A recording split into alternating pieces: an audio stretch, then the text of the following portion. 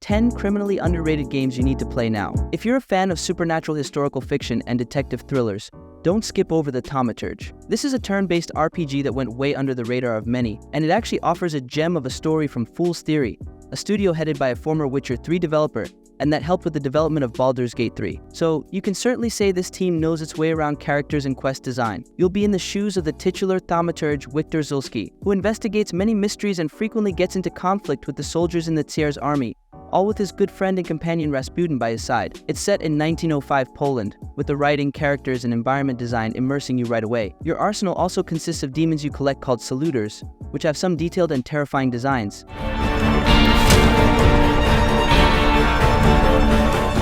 The Alien series is up there with other films as having plenty of video game adaptations. Although Aliens Fireteam Elite and Alien Isolation have been heralded as some of the best video games the series has to offer, Dark Descent slipped through the cracks, but is an equally worthy entry that deserves more recognition. The gameplay is also something vastly different from what you've seen before, as Aliens Dark Descent is an isometric real-time strategy tactics game where a squad of up to 5 colonial marines mows down hordes of xenomorphs across different locations. Each teammate is fully customizable from their appearance to what they're equipped with, and the story set on the moonlat that comes with compelling new threats and characters.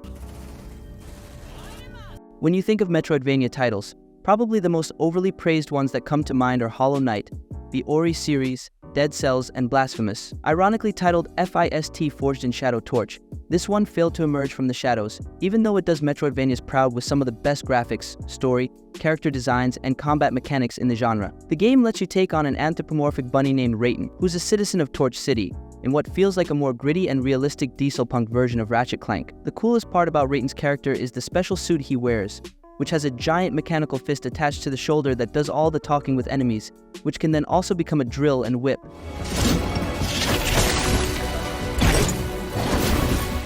Some narrative adventure games have been really popular in the 21st century, such as The Walking Dead and Life is Strange. Unfortunately, As Dusk Falls didn't receive the same level of attention, and it slightly fell under the radar. However, the game is every bit as compelling as others in the genre.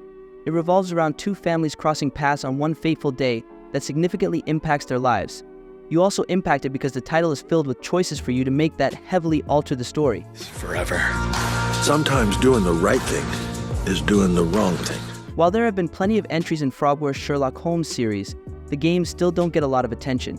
And it's a shame because titles like Crimes and Punishments provide excellent detective experiences. In the 2014 entry, you're tasked with solving several separate cases.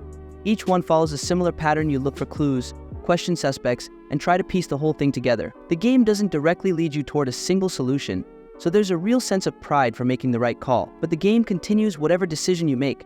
If you are enjoying the video so far, then please make sure to like the video and subscribe to the channel to help us grow. Who's this peacock? Does he know who I am? Ninja Theory is an underrated development studio, but at least titles like DMC Devil May Cry and Hellblade: Senua's Sacrifice received significant attention. The same can't be said for their other action-adventure title, Enslaved Odyssey to the West. Its story is loosely based on the Journey to the West novel. You play as a man named Monkey who has to help a woman called Trip to traverse the post-apocalyptic wasteland, once known as New York City. The story has plenty of interesting elements, especially regarding the relationship between the two main characters. Plus, the beat-em-up style combat is fun and surprisingly tactical.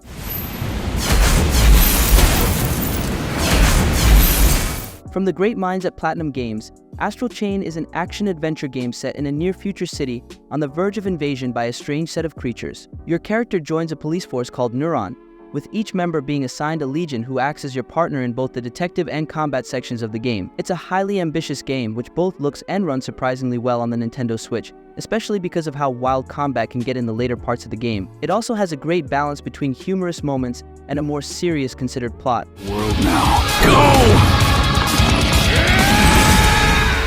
On the surface, Spec Ops: The Line seems like a serviceable third-person cover shooter, but nothing special.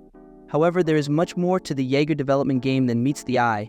It has one of the most compelling and engrossing stories in action game history. In fact, it's one of the few military titles that try not to glamorize war too much. The protagonist, Captain Walker, is not just some burly action hero. He's a soldier who gets increasingly affected by what he sees on the battlefield, and the game cleverly simulates the warping of his mind by playing tricks on you while you play.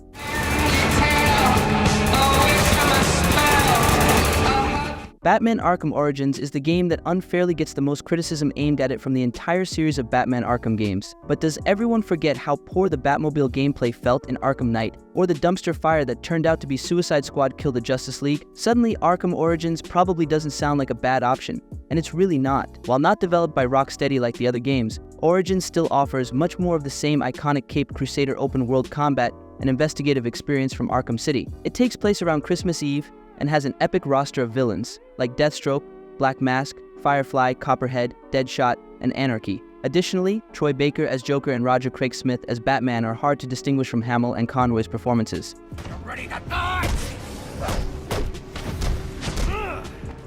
Mirror's Edge is a parkour game unlike any other, being arguably the best example of this relatively unexplored genre ever seen. The whole premise revolves around you playing as a character called Faith, who is on the run after her sister is falsely accused of a crime she didn't commit. All of this takes place in a gorgeous utopian city, which, despite being over 10 years old at this point, still looks great today. It's fairly short, but every minute of its playtime is packed with intensity and challenge as you try to negotiate your way across a city skyscape, all whilst being chased by an ever-present force determined to take you down. Somehow Mirror's Edge was heavily overlooked when it first came out, but no other game has managed to replicate its unique feeling to this day. Crabs?